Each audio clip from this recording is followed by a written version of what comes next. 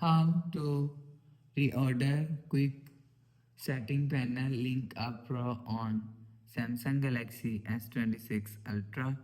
So let's start the video. First of all, open Control Center. So just swipe down.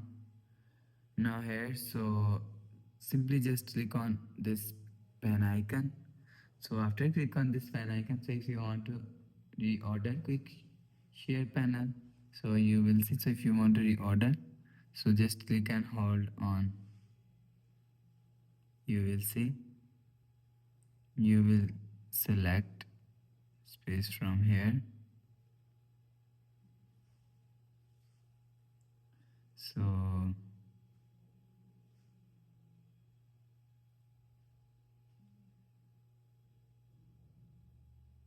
after selecting, click on done. You will see. So after the process, go back to home screen. Refresh phone. So that's how you can reorder quick setting panel link up on Samsung Galaxy S26 Ultra. So if you like the video, please subscribe. Thanks for watching.